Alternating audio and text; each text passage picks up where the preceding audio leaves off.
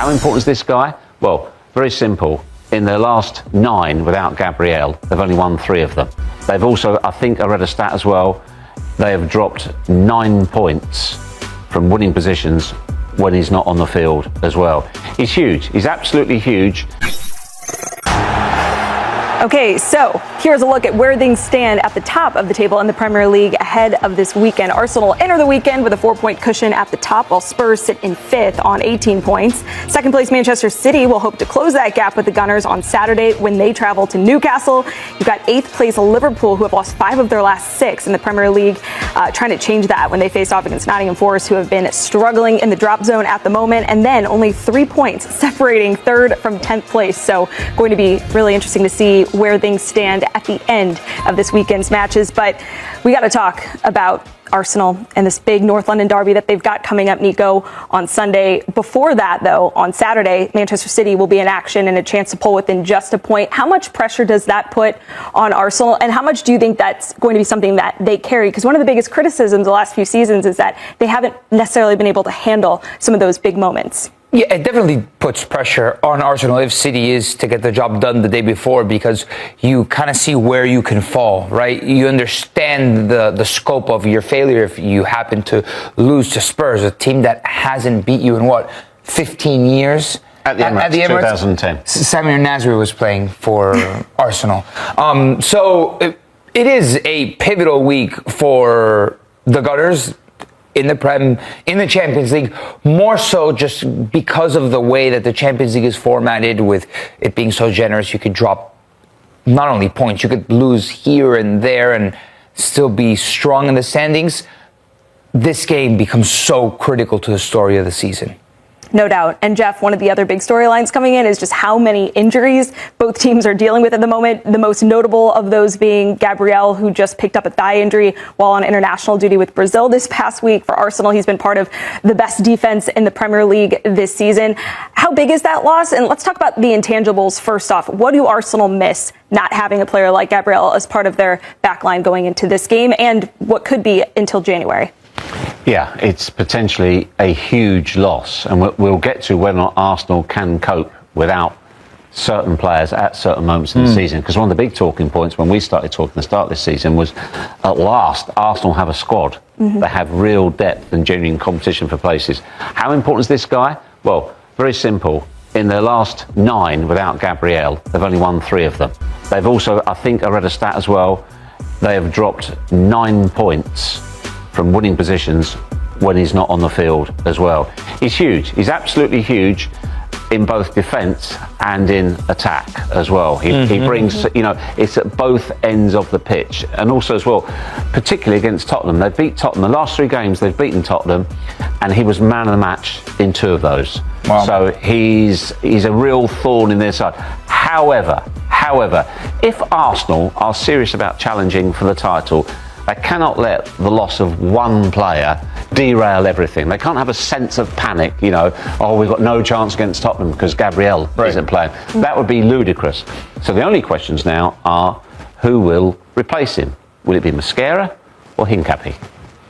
Yeah, it's a really good question. Obviously, Gabriel's indispensable, and there's not one player that you can plug in there and say, all right, he's replacing Gabriel, because like you say, defensively, offensively, on the set pieces specifically, I don't know if there is a center back that is as fearless as Gabriel going in for a header on a corner kick.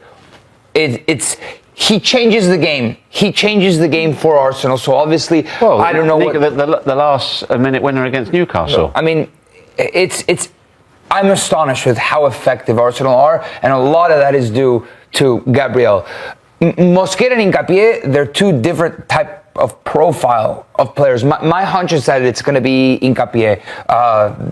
Just given on that side, it's a player that can play, has played left wing back, can play left center back. So I think you're exactly right. I think it'll be him because he's a lefty. Right. And Saliba's a righty.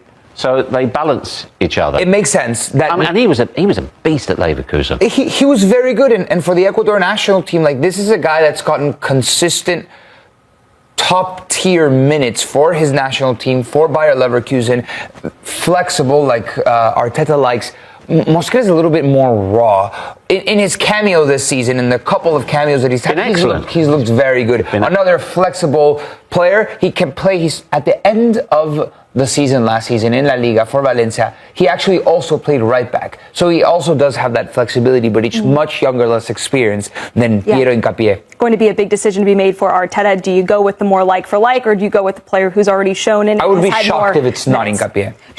Quickly, do we see a world in which Arteta tweaks the formation at all? No. Perhaps like a back three, back five? For me, no. Okay. Definitely not. Definitely not. It's subject to injury. He's got Calafiori as well to come into the equation. No doubt. They should be fine. Okay, well, let's shift our focus now to the Spurs side of this conversation, Jeff, because they come in with a number of injuries themselves. They've done better this season under Thomas Frank. They're currently sitting top of the table, pushing for European football, playing against their biggest rivals. What are you expecting from them come Sunday?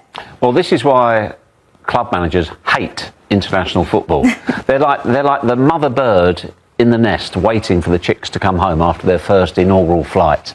So Pape Sarr, he went off injured. We don't know where Bergvall is at. And look, there's Kulusevski, Madison, Solanke, Bissouma, Archie Gray. Forget virtually all of those. The only one on only the bottom two, I think, possibilities for this weekend. Right. These are we kind of knew of. Yeah. Here up, we knew like these are long-term injuries. Dragusin did his ACL. Solanke's been injured long-term. Yeah. Forget them. Madison did his ACL. Forget all of them. You need Pape Sarr on there because he is a doubt and he's a big player for them. Kudus is back though. I mean, that's the biggest bright spot for Spurs right now. Yeah, because he's an important player. And Kudus as well. He missed the last two. He missed Copenhagen. He missed Manchester United. So he should be back. So that's a boost for them as well. But again, Tottenham have still got enough good players. They've got enough of a squad to have a decent go. And let's not forget, Spurs are unbeaten away from home this season. Arsenal are unbeaten at home this season. Wow. So Tottenham won't be coming into this fearing anything. Spurs are a better team away than they are at home. 100%. It's kind of crazy how bad they've actually been at Tottenham Hotspur Stadium. And it kind of presents the perfect storm brewing for this North London derby crash where you say, you look at it on paper, Arsenal are deeper, Arsenal have more quality, but Spurs have that different fighting spirit that perhaps they can pull off something that seemed impossible over the last couple of seasons. But Nico, I'm surprised, a man of your experience and knowledge and of global football, you're making a common mistake. You're applying common sense and logic to a derby. That's true. And as you well know, it goes right out the window. So as both allegedly a professional, but also as an Arsenal fan, you go into these games, you just fear the worst because it's a derby.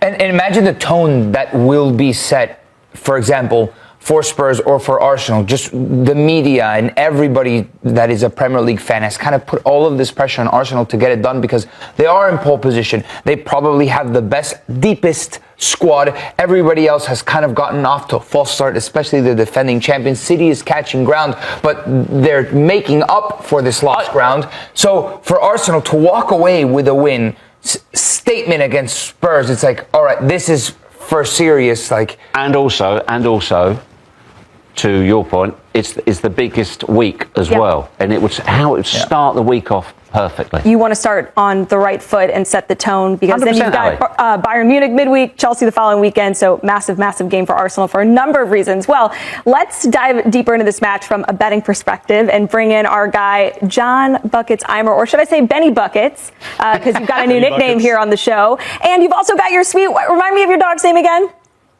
This is Freya. This is my 10-year-old German Shepherd. I'm trying a new strategy where if I give out bets, even if they lose, at least you get to see a cute dog. So wait, Buckets. There's still a win here. I have an idea, like bets and pets with Buckets. Bets and pets. There's a sponsorship deal there somewhere. There is something there. Okay, so bets and pets. What do you got for us for this Arsenal Tottenham North London derby happening at the Emirates on Sunday?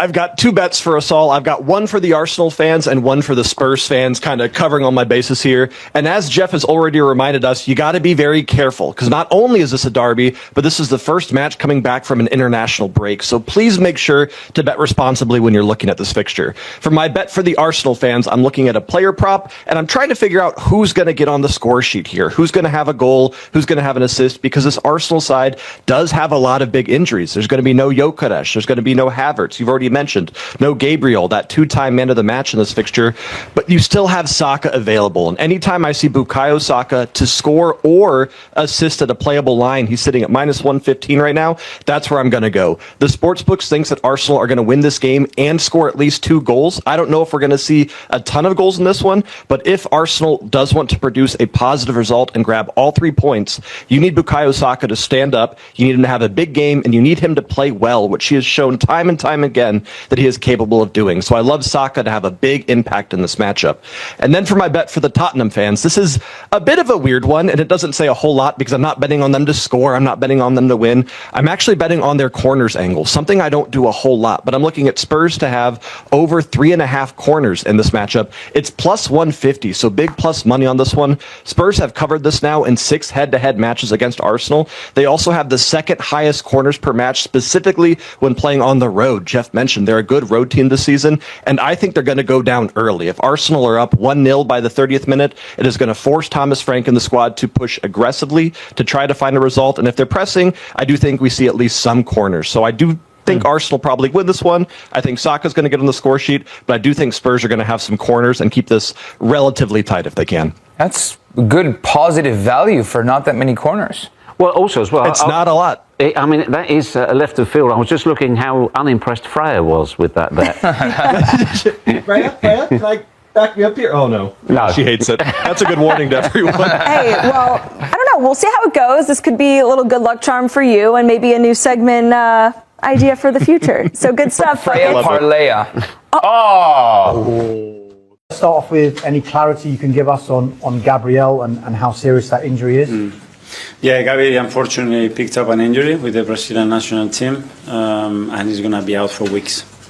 Is that? Can you give us any more clarity? No, we need to have another scan. I think it's next Wednesday, and we will have the timeline probably much more clear than we have at the moment. It's clearly a blow, but have you ever felt more comfortable about the players that you can actually bring in and the options that you have when you have injuries like this? Yeah, it's clearly a blow because it's our leader in our backline, and to me, obviously, it's never a positive thing. The good thing, as you mentioned, is that we have very good options, and people have to stand up now and do the job.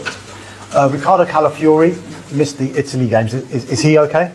Yeah, he missed it. He wasn't available. He's been carrying a few things, and we have to bring him back. And he hasn't trained yet, so tomorrow we have another training session and see how he is.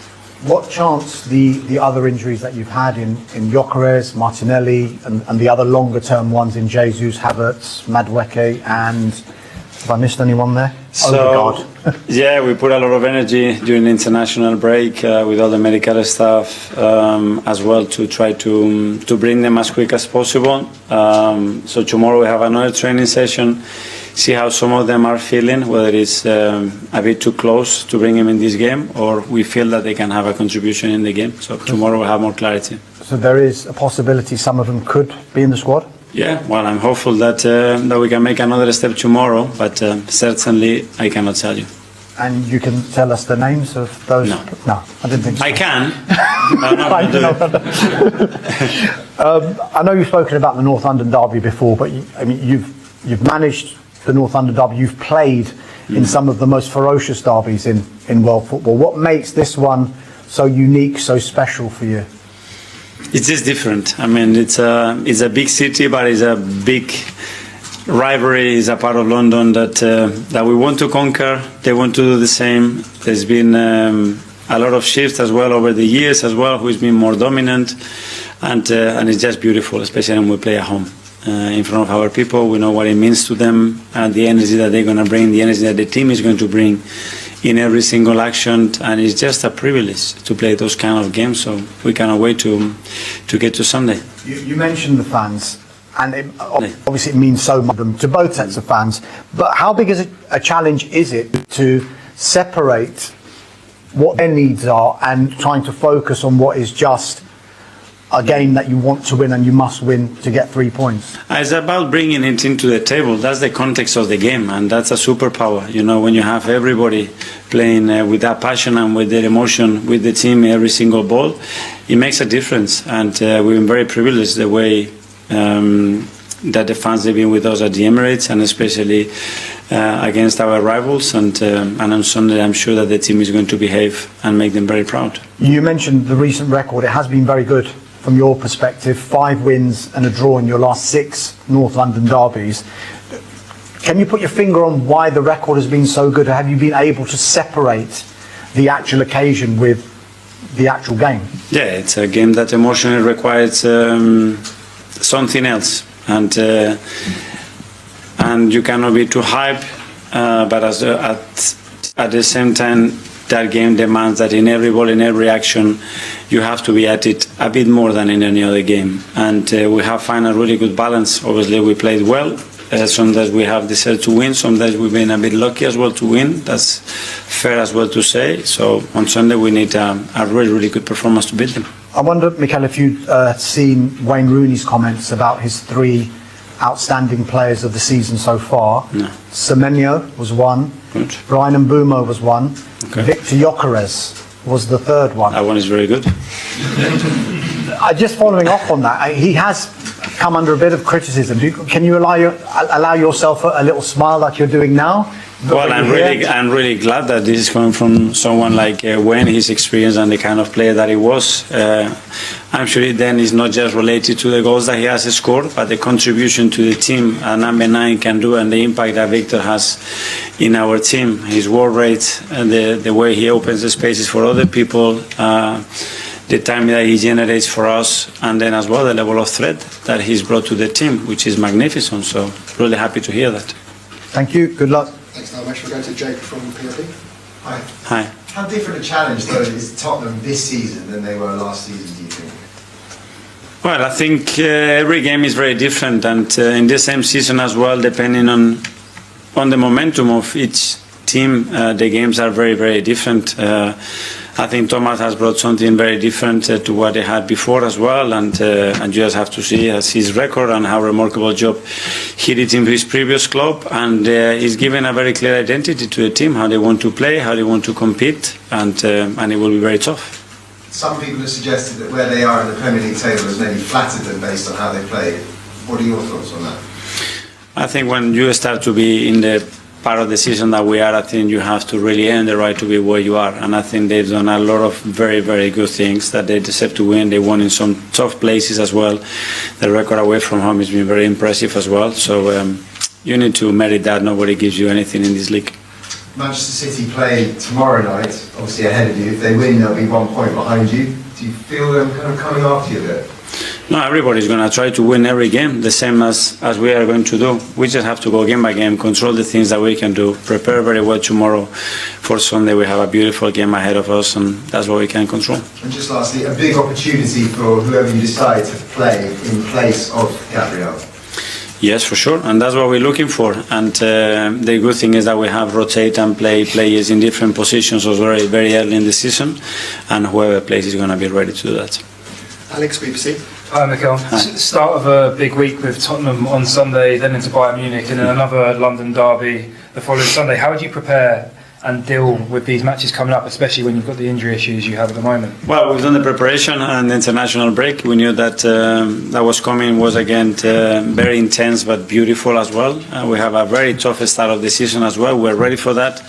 And now have everybody healthy, of the most of them healthy, which is a key thing obviously, and then again get in the rhythm, start to generate momentum again. We are in a really good moment, and we need to continue to do that game by game, because the games are going to be very, very thick and fast, and we need to be ready. Everybody has to be at it.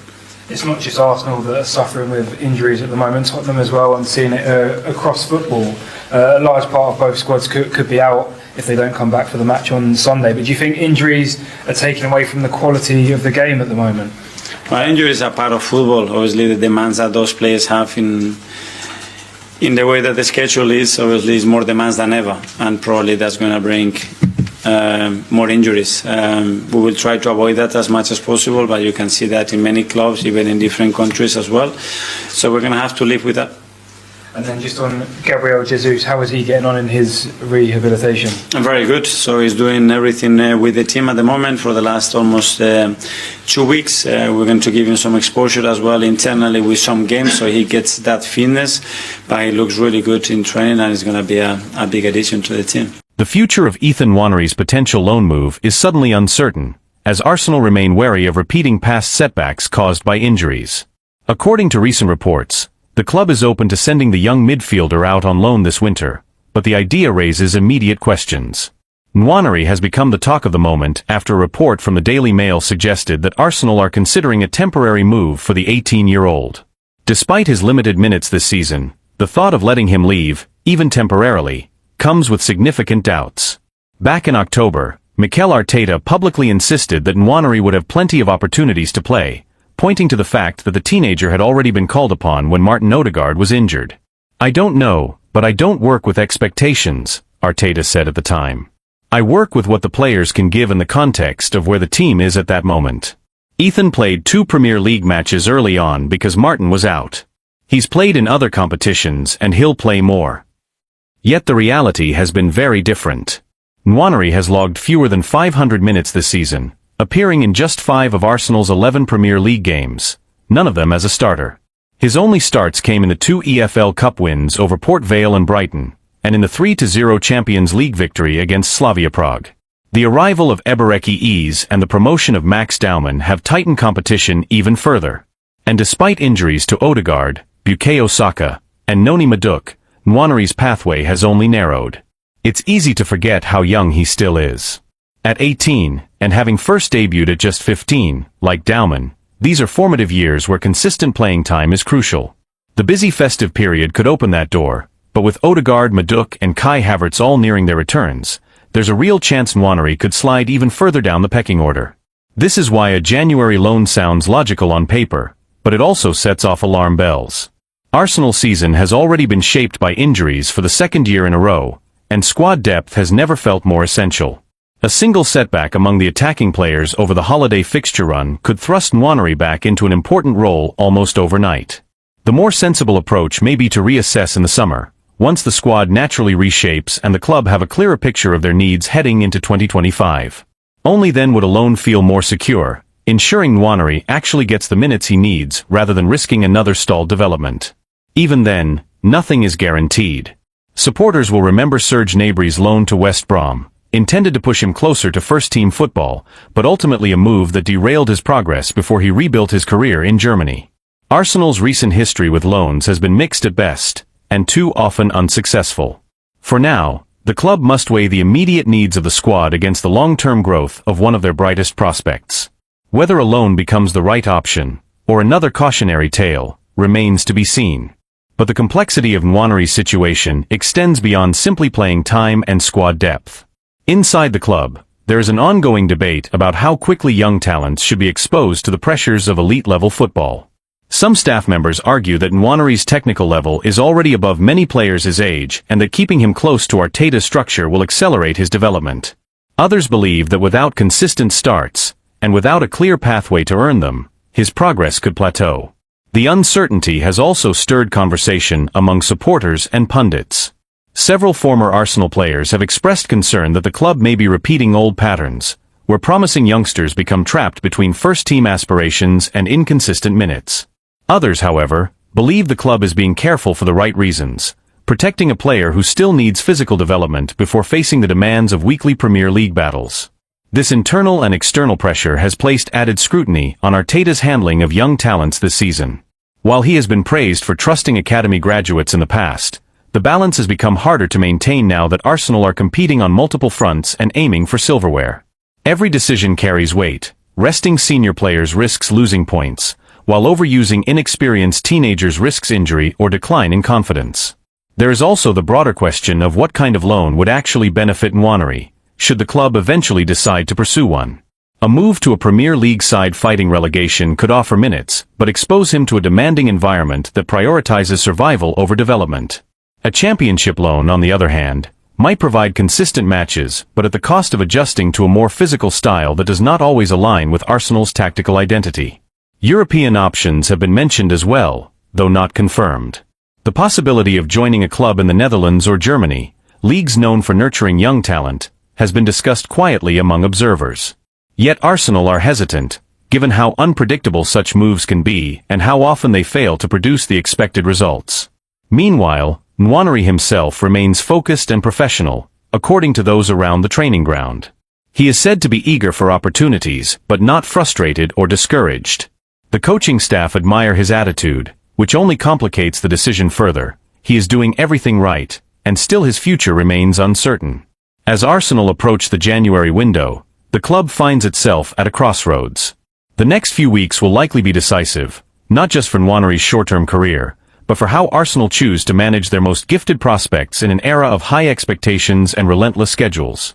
Any decision made now will be examined closely, not only because of what it means for Nwaneri, but because it will signal how the club intends to balance ambition with development as they move into the next phase of Arteta's project. Arsenal now face a difficult setback. Piero Hincapié may have to step into the North London derby under less than ideal circumstances after Gabriel's injury blow. The club is hoping that Hincapié's long late return trip to North London won't affect his readiness to replace Gabriel against Tottenham, because losing the Brazilian for such a crucial match is a major hit to Mikel Arteta's plans. Arsenal have already been forced to cope with key absences at various stages of the season, but Gabriel missing the derby presents a challenge of a very different magnitude. Naturally, the focus shifts to who will fill the gap on the left side of Arsenal's defense, and for many, the most logical answer is Piero Hincapié. The summer signing impressed during his only start for the club so far, an outstanding display at left centre-back in the League Cup win over Brighton. That night, he partnered with Christian Mosquera, who is also an option for Arteta on Sunday. One possible configuration would see William Saliba move to the left, with Mosquera taking his place on the right, depending on how heavily Hincapié's international travel weighs on Arteta's decision. And that travel is far from insignificant. The Ecuadorian defender is currently away with his national team. He captained Ecuador during their 0-0 draw with Canada, helping secure the clean sheet. But the real concern comes with his final international fixture. Ecuador face New Zealand in New Jersey in the early hours of Wednesday morning, UK time. The match kicks off at 1:30 a.m. and is expected to finish around 4 a.m. Only after that will Hincapié board his flight back to England, meaning he won't arrive in London until Wednesday afternoon at the earliest. From there, he will have just a handful of days to recover, settle back in, and prepare for one of the most intense fixtures of the season. The slight silver lining is that the derby falls late in the weekend, giving him as much time as possible to reintegrate. Still, the timing of his return is far from ideal and adds yet another layer of uncertainty to Arsenal's defensive preparations ahead of a match that could define their momentum for weeks to come. Beyond the logistical headache, Arteta and his staff must also consider the physical and tactical demands that a North London derby imposes. It is not the sort of match where a defender can arrive underprepared, particularly against a Tottenham side that has looked sharp in attack this season. Any hesitation, any lapse in intensity caused by travel fatigue, could be costly. Inside Arsenal, there is a quiet concern that the club may once again be walking a tightrope with its defensive depth. Over the past 2 seasons, injuries at the back have forced Arteta into uncomfortable choices, and Gabriel's setback reopens a conversation that the club hoped was behind them. The manager has repeatedly emphasized the importance of continuity across the defensive line, especially given how central the high defensive line and controlled build-up are to Arsenal's identity. Gabriel and Saliba have been at the core of that stability, and disrupting it inevitably changes the team's rhythm. Analysts close to the club have noted that Hincapié's profile fits the role well, confident under pressure, quick across the ground, and capable of progressing the ball with either foot. However, they also caution that he is still adapting to the Premier League's pace and physicality. Throwing him straight into a derby environment may accelerate his integration, but it also carries risk. Supporters have expressed mixed reactions as well. Many are eager to see Hincapié given a real opportunity, believing his style suits Arsenal's long-term plans. Others worry that asking him to deliver immediately, under difficult circumstances, could place unnecessary pressure on a player still in the early stages of adjusting to English football. The timing of Gabriel's injury also complicates Arsenal's broader goals. With a congested winter schedule approaching and the title race tightening, every match takes on heightened importance. Dropping points against Tottenham could shift momentum, not just in the standings but in confidence across the squad. It also forces Arteta to rethink how he manages minutes for defenders who have already logged heavy workloads this season. Club insiders say the staff have been preparing contingency plans for weeks, anticipating scenarios where international duties and injuries overlap. Yet even the best planning can be stretched thin when travel delays and late-night kickoffs are added to the equation. In the coming days, the medical and performance teams will conduct assessments to determine exactly how ready Hincapie is for Sunday's showdown. Arteta is expected to make a late decision, balancing long-term health with short-term necessity. The hope is that the Ecuadorian arrives in good condition, responds well to training, and can at least offer a reliable solution in Gabriel's absence. What remains undeniable is that Arsenal enter the derby under a new layer of pressure, forced to adapt, to trust their depth, and to test the resilience that has been a defining theme of their season so far.